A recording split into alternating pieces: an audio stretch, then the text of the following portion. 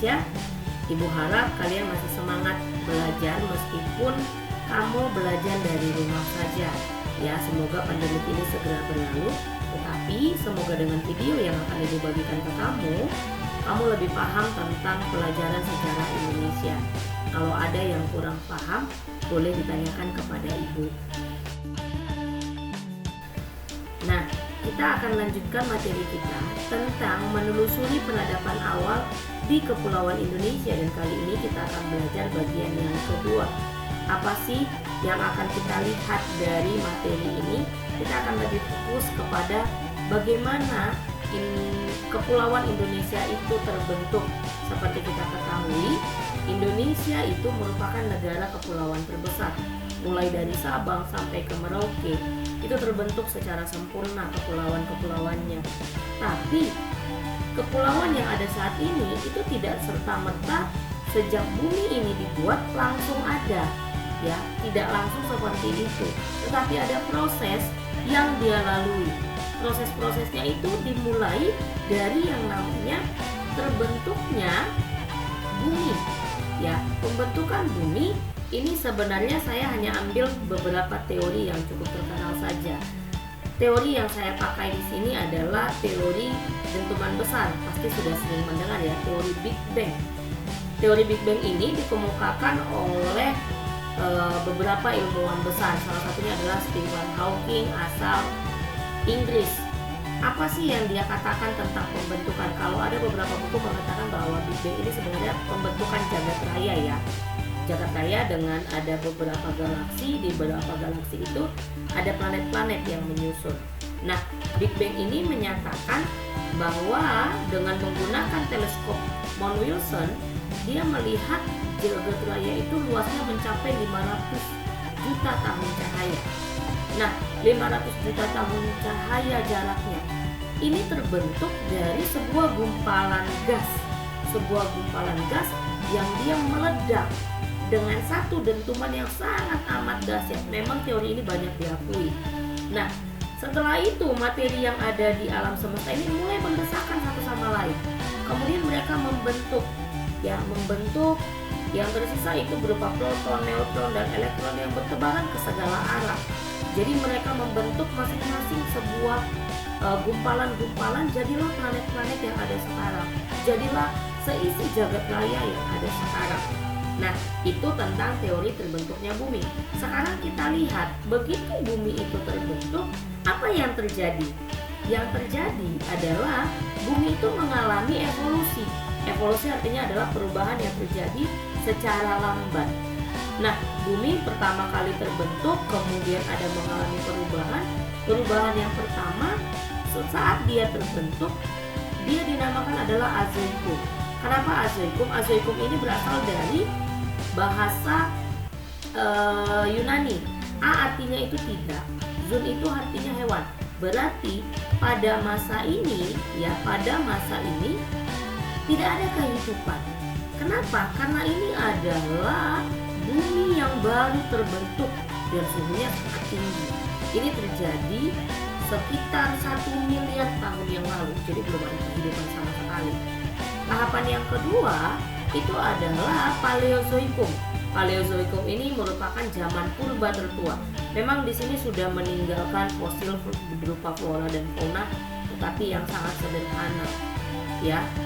Dan ini berlangsung kira-kira 350 juta tahun yang lalu. Setelah Paleozoikum atau zaman purba tertua, apa yang terjadi selanjutnya? Bumi itu mengalami yang namanya masa Mesozoikum. Di Mesozoikum ini kamu bisa lihat gambar bahwa di sini sudah muncul hewan-hewan mamalia. Ini ya, kalau kamu pernah menonton Ice Age pasti kenal nih. Ya, ini namanya mamon.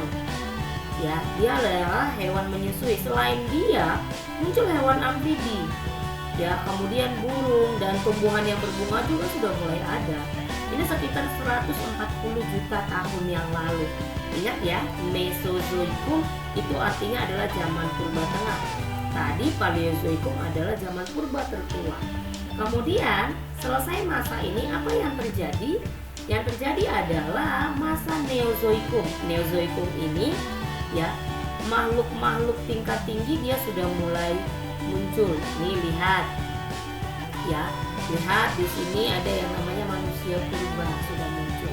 Zaman ini sebenarnya dibagi menjadi 2 tahap, zaman tersier dan zaman kuarter. Jadi di zaman ini es itu sudah mulai menyusut, makanya sudah ada kehidupan. Selesai itu apa yang terjadi? Kita fokus sekarang ke bumi kita ini. Nah, tadi ke bumi kita sudah kita lewati evolusinya. Sekarang si Indonesianya sendiri. Kalau kamu lihat peta, Indonesia itu sebenarnya terdiri atas 3 lempeng besar. 3 lempeng besar ini adalah lempeng Indo-Australia di bagian selatan, kemudian lempeng Eurasia di utara, kemudian lempeng Pasifik di timur. Kalau kamu baca beberapa buku, pada awalnya bumi kita ini katanya adalah dari satu benua yang namanya Pangea. Kemudian karena adanya arus konveksi yang membelah-belah, makanya terjadilah yang namanya kepulauan-kepulauan yang ada sekarang ini. Nah, letak kepulauan Indonesia yang berada pada deretan gunung api membuatnya menjadi daerah dengan tingkat keanekaragaman flora dan fauna yang sangat tinggi. Ya, jadi kalau si Alfred Russel Wallace itu membagi Indonesia itu menjadi 2 wilayah. Dia membagi menjadi paparan Sahul yang sebelah timur dan paparan Sunda di sebelah barat. Wallace juga membagi Indonesia itu ke dalam penggolongan hewannya, ya. Dia membuat garis batasnya. Garis batasnya itu adalah garis Wallace dan garis Weber. Kalau dikatakan garis Wallace ini merupakan garis hayal yang membatasi fauna bagian sebelah barat, ya. Kalau dalam ilmu geografi itu sering dikenal dengan tipe Asiatis, dengan bagian tengah yaitu tipe peralihan. Garis Wallace ini terletak di Selat Lombok sehingga sampai ke Selat Makassar dan merupakan tempat penyebaran fauna Asiatis seperti di Sumatera, Jawa, Kalimantan, dan Bali yang terletak di sebelah barat garis. Kita lanjut, garis Weber. Garis Weber ini merupakan garis yang membatasi jenis fauna Indonesia di bagian tengah atau tipe peralihan dengan bagian timur atau tipe Australis yang memanjang dari selatan timur Laut Banda hingga ke laut, ya. Nah, kamu bisa lihat, ya, di sini ada pembagian wilayah sebaran fauna di Indonesia.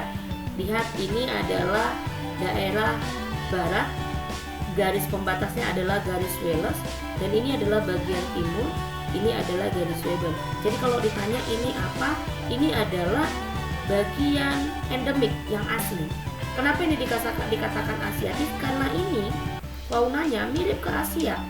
Jadi kalau secara geografisnya, bagian ini, pulau-pulau ini itu terbentuk dari Asia.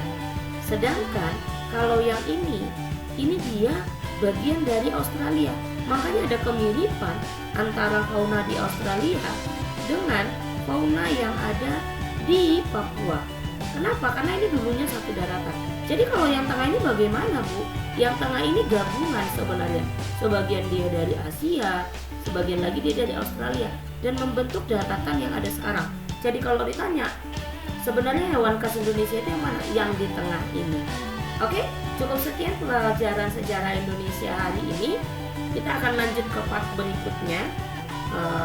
Tetap dipantau terus YouTube channel Ibu. Jangan lupa di subscribe dan di like ya.